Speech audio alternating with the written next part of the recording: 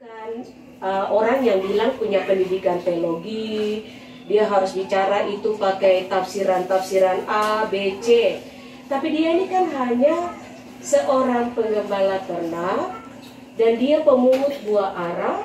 Tapi waktu Tuhan sentuh hidupnya, lalu Tuhan bilang pergi ke Israel dan katakan kepada raja, raja sudah melanggar hukum Tuhan. Katakan kepada raja begini sederhana, cari Tuhan, engkau akan hidup. Tapi kalau kau berbelok hati dan mau menyembah kepada Allah lain, pilihannya kematian. Raja, kamu sudah tidak adil. Sebenarnya itu hak rakyat, tapi kamu makan. Tapi kamu pura-pura dengan undang-undang di Israel. Amos bilang sama raja, kalau mau hidup, cari Tuhan, buat keadilan bagi orang. Jadi Amos ini, dia, ini orang memang dari Tekoa, yang memang dia langsung potong kompas. Ini yang biasa kalau ada hamba Tuhan, kalau dia itu langsung hajar orang di limit, langsung mereka bilang, cepat lapor dia, SK pindah. Itu supaya jangan lama, karena dia itu main itu tidak pakai perasaan seperti tafsiran, kasih halus, kasih ini. Tapi Amos ini memang orang yang langsung saja pak. Jadi memang hidupnya itu dia tidak terlalu tenang. Tapi dia hanya katakan satu hal, tugas saya hanyalah mengatakan, lakukan keadilan, kebenaran yang difirmankan Tuhan, itu tugas saya. Selanjutnya urusan Tuhan mengubah. Saya dibenci, bukan soal saya, tetapi saya hanya memberitahukan kebenaran. Cari Tuhan selama diperkenankan hidup. Tapi kalau tidak, itu pilihan ada pada setiap pendengar. Ini makanya bacaan kita hanya mengatakan cari Tuhan, maka kamu akan hidup. Kata pertama, kalau perhatikan di ayat 4 itu dia bilang, bukan lain dengan kata Tuhan, tapi dia sederhana begini. Sebab beginilah firman Tuhan kepada kaum Israel, carilah aku. Dia menunjuk kepada kata Tuhan, aku. Itu. Lalu nanti bagian itu dilanjutkan dengan dikatakan begini, kalau kamu cari saya, tapi kamu berbelok hati kepada Tuhan yang lain, kamu mau pergi cari di Betel. Bapak Ibu tahu Betel? Betel itu di perjanjian lama, itu tempat di mana Yakub mimpi dan tangga-tangga yang menghubungkan itu. Jadi setiap kali di situ tempat orang Israel kasih tanda, kita ibadah di sini karena di situ pernah berjumpa dengan Tuhan dan mimpi. Maka itu di Betel. Jangan kamu pergi ke Betel.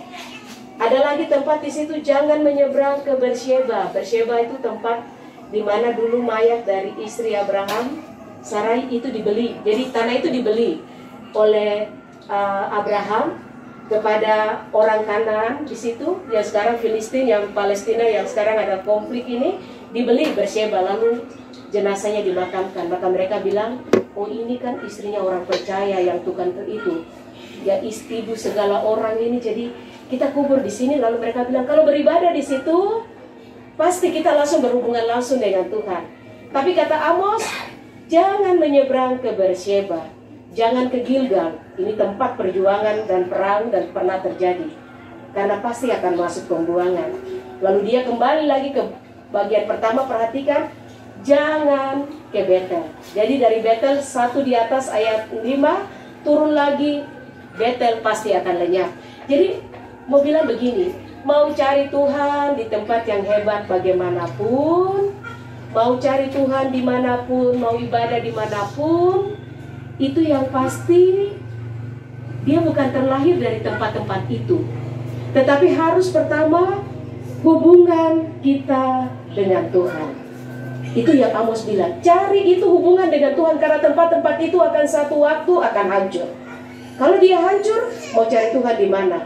Nah itu yang orang Israel itu kan pada akhirnya setelah Amos itu beritahu, mungkin sekitar 100 tahun kemudian, tidak berapa lama, itu lalu datanglah dari Babel, kehancuran Yerusalem mereka ratapi.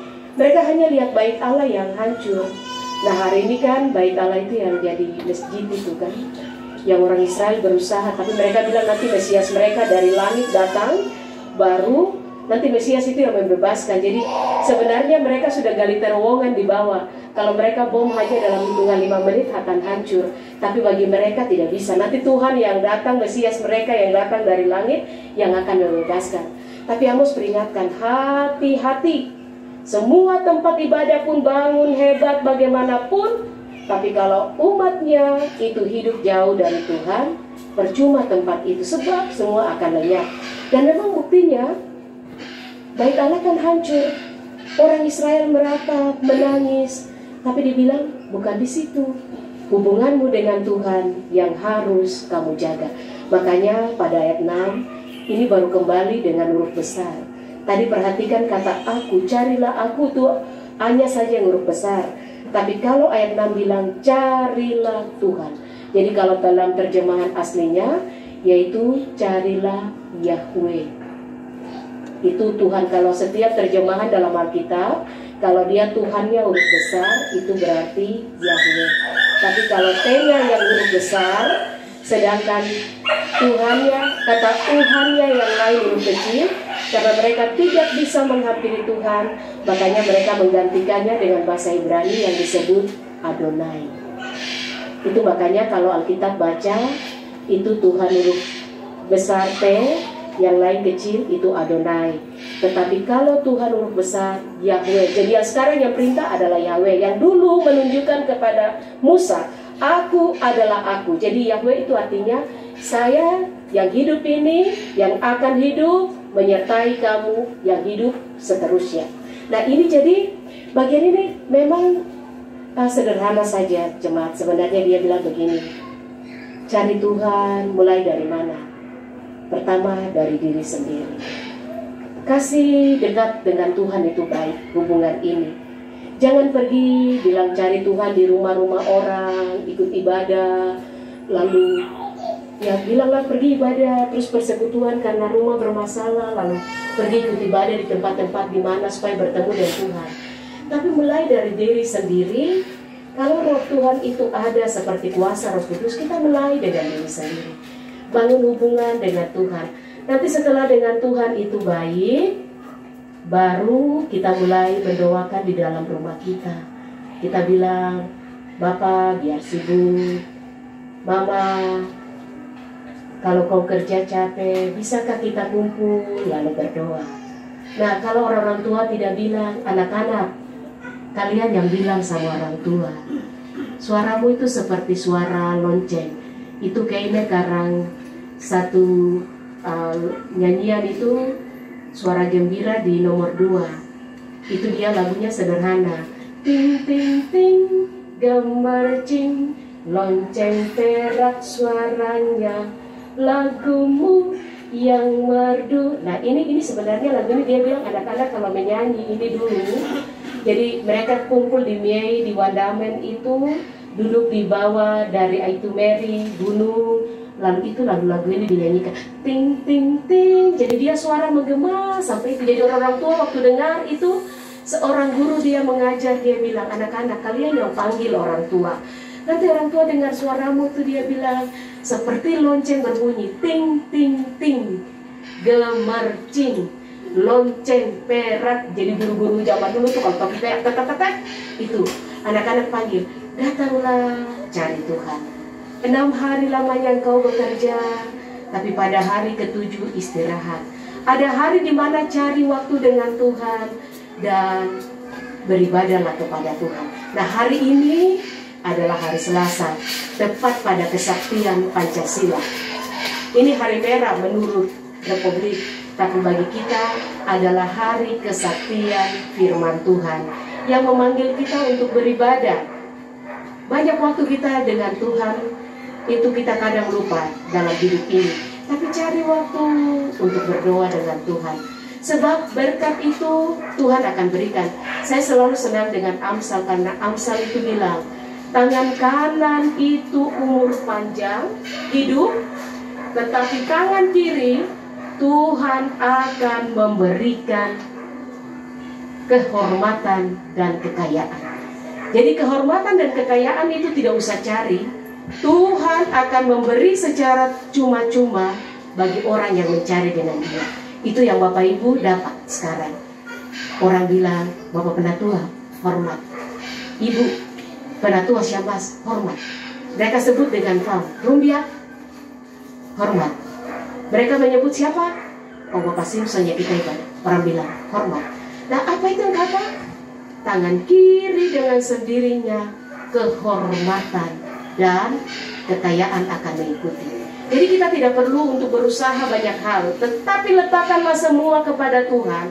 Tuhan yang akan menyelesaikan semua yang ada dalam hidup kita. Kadang orang terlalu ragu dengan hidup, kadang memikirkan banyak hal. Macam Matius dengan baik, Yesus bilang jangan terlalu khawatir, jangan terlalu pikir banyak hal, jangan menginginkan ini, itu, dan segala macam kata kene, lalu pula menyesal, merindukan perubahan tak tercapai yang kekal.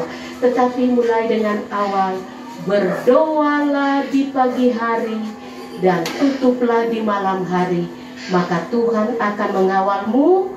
Mulai dari, saya selalu mulai dari belakang, baru dia pele di bagian depan. Karena yang biasa kita doakan itu apa? Masa depan. Maka kita letakkan belakang, tengah, dan di depan Tuhan yang akan menyelesaikan. Saya pikir banyak hal berkat Tuhan. Kita tidak boleh pernah menyangkal berkat Tuhan dalam hidup kita. Terlalu banyak. Berkat yang paling besar itu saya hanya bilang nafas. Tidak pernah bisa dibeli. Semua orang ingin itu, tapi ada orang yang hanya diizinkan Tuhan sampai hari kemarin, yaitu tanggal 31 Mei. Nanti dengar ada orang yang menangis, ada orang yang sedih, tapi kita adalah orang-orang yang cukup beruntung, karena Tuhan bilang, aku masih memberi kepadamu matahari pagi, masih bernafas, dan pujilah Tuhan dalam hidupmu. Cari Tuhan. Jangan ada kata terlambat untuk cari Tuhan. Kadang orang pikir kita kuat, muda, rambut masih hitam. Nanti kita cari Tuhan di waktu kita mulai jalan bengkok dan rambut putih. Tuhan bilang, mulai dari hari ini, cari Tuhan. Cari terus. Maka Tuhan akan menjagamu, mengawalmu di belakang, di tengah, dan di depan perjalananmu. Ya, itu firman Tuhan bagi kita. Anak-anak, bagaimana? Masih bisa cari Tuhan? Bagaimana? Kalian selalu berdoa buat orang tua kan? Anak-anak muda? Ya, ini ada yang sudah bilang mama lagi, bapak lagi. Sebenarnya dia mau bilang ini kapan, saya bilang amin. Tapi ya, cari Tuhan ya anak-anak, cari Tuhan selama masih muda, selama kuat. Sampai pada waktu dimana kita juga butuh orang lain mendoakan kita, karena kita tidak kuat. Itu yang mengapa teman-teman saya, mereka satu waktu teman saya ada yang meninggal, lalu kami duduk di bagian depan dari mobil itu, lalu dia bilang gini, kawan, nanti satu waktu saudara kawan yang ada di dalam, saya bilang, ya itu adalah hidup. Tetapi hidup ini selama Tuhan masih memberikan kesempatan, mengapa saya harus ragu dan takut? Saya kerja menurut apa yang Tuhan beri. Saya percaya Tuhan yang memberi hidup. Kalau itu waktu Tuhan, amin. Tapi kalau Tuhan bilang saya sampai putih rambut seperti kata Mazmur 90, kalau 70, tapi kalau kuat 80, amin. Tapi bagiku hidup hanyalah bagi Kristus. Semoga firman Tuhan ini juga menjadi berkat bagi kita untuk cari Tuhan setiap waktu. Tuhan berkati kita dengan firman-Nya. Amin. Saya mau kita menyanyi, hidup ini adalah kesempatan.